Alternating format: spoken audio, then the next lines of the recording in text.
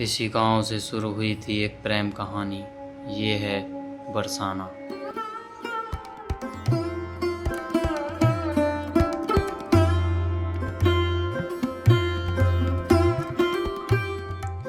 जहाँ की हर गली और हर रास्ते पर कदम रखते ही ऐसा लगता है मानो जैसे समय सदियों पीछे लौट गया हो।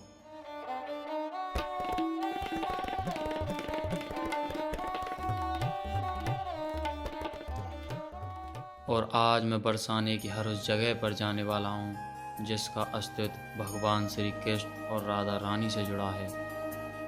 तो अभी मैं हूँ बरसाना की उस जगह पर जहाँ के कण कण में भगवान श्री कृष्ण और राधा रानी जी बसते हैं। तो मैं खड़ा हूँ बरसाना परिक्रमा मार्ग में, जहाँ से बरसाना की परिक्रमा स्टार्ट होती है। और जो भी भगवान श्री कृष्ण और राधा रानी से जुड़े हुए इस परिक्रमा मार्ग में मंदिर पड़ते हैं, उनके हम आपको दर्शन कराने वाले हैं। इसी गली से आपकी परिक्रमा शुरू होती है, जहाँ जगह जगह पर आपको तिलक लगाने के लिए ब्रजवासी खड़े मिलेंगे, जिससे आपके चेहरे की सुंदरता और बढ़ जाती है।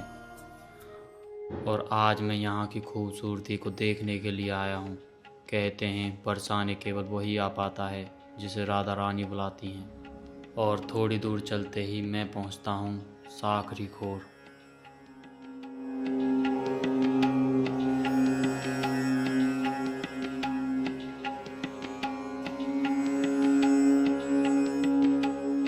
परिक्रमा मार्ग में थोड़ी दूर चलने पर ही आपको एक जगह मिलेगी साखरी खोर, जहाँ पर भगवान श्री कृष्ण दूध दही और घी का दान लिया करते थे गोपियों से। और ये जो निशान है ये उन्हीं के निशान है। जब भगवान श्री कृष्ण ने गोपियों की मटकी फोड़ी थी तो ये उनके निशान है। और इस जगह पर भगवान श्री कृष्ण के आपको चरण चिन्ह भी देखने को मिलते हैं, जैसे लिखा भी है यहाँ पर चरण चिन्ह। ये भगवान श्री कृष्ण के चरण चिन्ह हैं। और ये भगवान श्री कृष्ण के उन हाथों के निशान हैं। जब उनके हाथ घी में हो रहे थे तो उन्होंने इसी जगह पर अपने हाथ पूंछे थे। और आज भी इस जगह पर घी की खुशबू आती है, मतलब मक्खन की खुशबू आती है। खुशबू आ रही है। अरे बहुत जबरदस्त, उन्हीं का अनुभव हो रहा है साक्षात। अच्छा जी। क्या करना है? इधर भगवान श्री कृष्ण ने हाथ पोछे थे घी के। आप खुशबू लो, इधर तक उनकी खुशबू आएगी। दीवानी हुई हैं? बांके बिहारी की दीवानी। हाँ, ये उनके हाथ के निशान है। खुशबू लो, खुशबू। हाथ हटा लो, हाथ हटा लो। वाह क्या बात है, उस जमाने की खुशबू। उस जमाने के नहीं, साक्षात दर्शन है उनके। साक्षात उनकी अनुभूति हो रही है। हाँ। इस चट्टान पर बने भगवान श्री कृष्ण के हाथों में से इतनी सुंदर खुशबू आ रही थी कि माताजी कुछ क्षण के लिए अपनी सुध बुद्धि खो गईं। जब आप बरसाने के परिक्रमा मार्ग में चलेंगे तो आपको बिल्कुल ऐसे अनुभूति होगी जैसे मानो आप द्वापर युग में चल रहे हों। आप देख सकते हैं हरे भरे पेड़, मतलब सालों पुराने वृक्ष, और बिल्कुल वातावरण एकदम शुद्ध है यहाँ का। आप देख सकते हैं चारों, इधर दिखाओ, चारों तरफ एकदम वातावरण शुद्ध और मतलब आनंद ही आनंद। यहाँ से थोड़ी दूरी पर चलते ही मैं पहुँचता हूँ घेवर वन।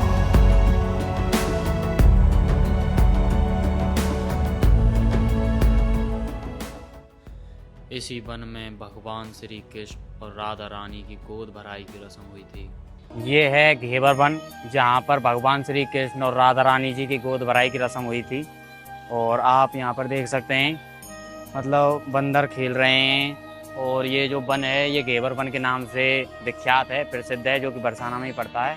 और अभी हम आपको उस जगह को भी दिखाएंगे जहाँ पर राधा रानी जी की और श्री कृष्ण जी की गोद भराई की रस्म हुई थी।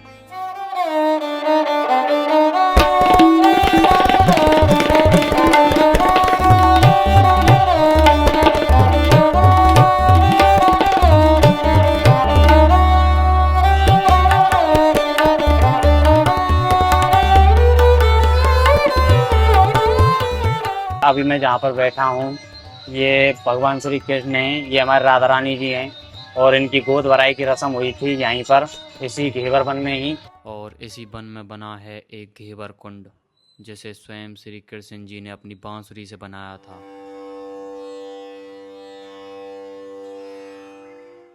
ये घेवर कुंड है। जब राधा रानी जी को यहाँ पर प्यास लगी थी तो इस कुंड को भगवान श्री कृष्ण ने अपनी बांसुरी की सहायता से बनाया था। आप इसको देख सकते हैं। महाराज जी राधे राधे। तो महाराज जी कुंड के बारे में कुछ बताएंगे हमें? ये कुंड के बारे में लाला आज भी बाल लीला करते हैं ठाकुर जी श्री जी, और बालपन में ही ठाकुर जी थे यहाँ। तो अष्ट सखियों के साथ बाल लीला करते करते ये इतना गहरा वन था कि लताओं को उठा के देखा जाता था कि सुबह है कि शाम है।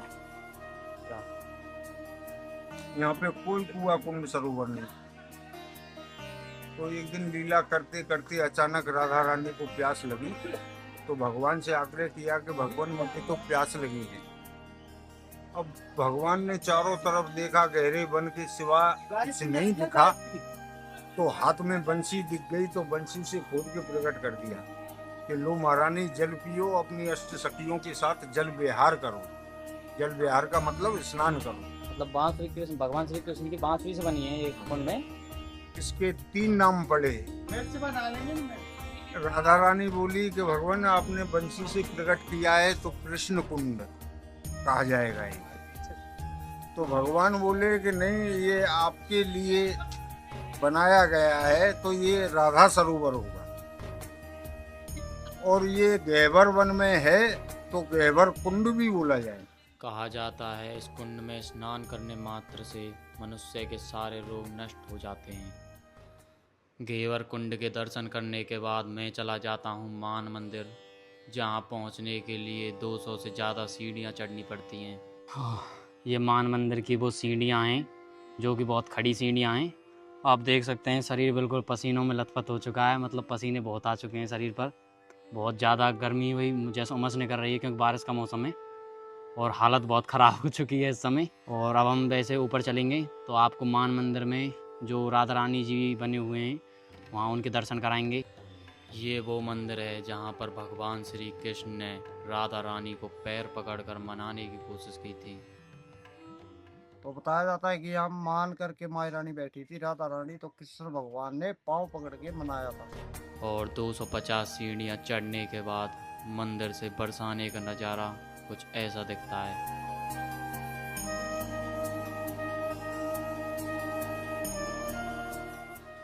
और अंदर मंदिर का प्रांगण कुछ इस तरह से गूंज रहा था।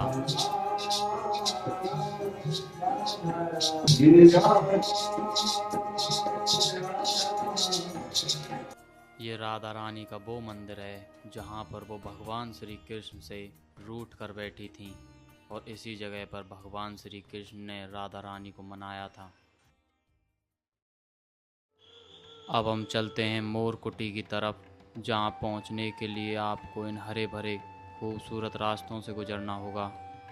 जब आप परिक्रमा के रास्ते में आगे की तरफ बढ़ोगे तो आपको कुछ ऐसा वन, मतलब साइड में जो रास्ता तो आपको इधर मिलेगा, और साइड में ये वन है। आप कभी आएँ तो एक बार इधर आकर आराम से बैठें। और इस रास्ते में आपको तरह तरह के पशु पक्षी देखने को मिलेंगे, जिन्हें देखकर ऐसा लगता है मानो जैसे द्वापर युग में ही चल रहे हों।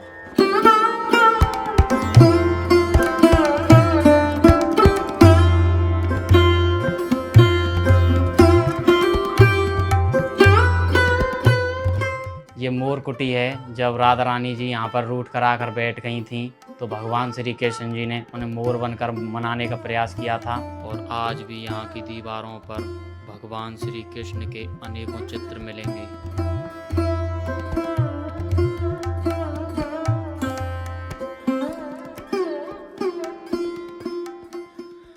जिसमें यहाँ भगवान श्री कृष्ण मोर के रूप में दिखाई देते हैं।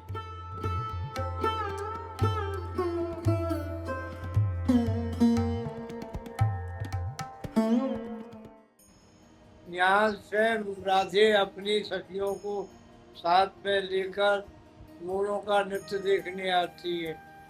आज भी भगवान कृष्ण यहाँ मोरों के साथ में मोर बन के कंपटीशन हुआ। मतलब भगवान श्री कृष्ण मोर बने थे, क्यों बने थे मोर? मोर राधे मोरों से प्रेम करती थी। अच्छा, राधा रानी जी को मनाने के लिए बने थे। राधे को प्रसन्न करने के लिए भगवान मोरों के साथ में मोर बने। हजारों मोरों के मध्य में जब भगवान कृष्ण मोर बन के आए तो मोर भी आश्चर्य में पड़ गए। बोले हम सुंदर है ये हमसे भी सुंदर है। इसी जगह पर भगवान श्री कृष्ण ने राधा रानी को पैर पकड़कर मनाया था, जिसका यहाँ पर चित्र भी बना हुआ है। में जैसे ही आप चलेंगे तो रास्ते में आपको भगवान श्री कृष्ण जी की प्रिय गैया हमारी मैया आपको रास्ते में मिलेंगी। मानो जैसे मैं द्वापर युग में हूँ। पेड़ भी बहुत पुराने हैं, करीब हजारों साल पुराने पेड़ हैं, यहाँ पर वृक्ष हैं, क्योंकि परिक्रमा मार्ग में कई ऐसी जगह हैं जिनका अस्तित्व भगवान श्री कृष्ण और हमारे राधा रानी जी से जुड़ा हुआ है। सभी जगह घूमते हुए मैं पहुंच जाता हूं हमारी सबकी प्यारी श्री लाडली जी के दर्शन करने। राधा रानी पर चढ़ाने के लिए इस रास्ते में आपको फूल और प्रसाद जगह जगह पर मिल जाएगा। इस रास्ते से आप जैसे ही मंदिर की तरफ जाओगे तो जगह जगह पर आपको श्रद्धालु कीर्तन करते हुए मिलेंगे।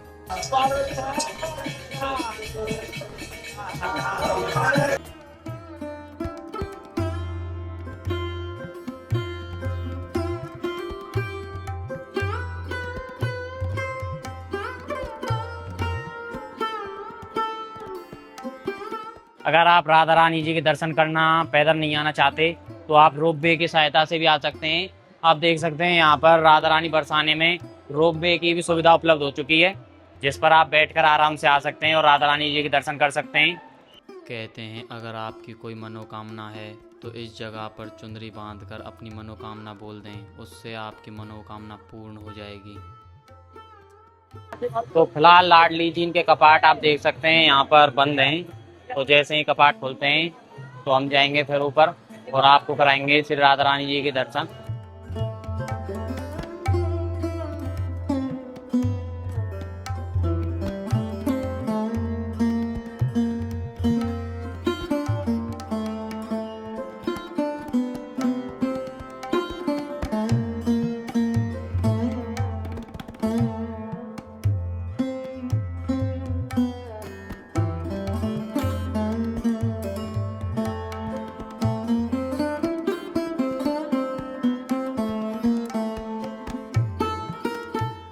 राधा रानी जी के दर्शन करने के बाद यहाँ की दही की लस्सी पीना बिल्कुल ना भूलें, जो कि बहुत ही टेस्टी होती है और स्वादिष्ट होती है।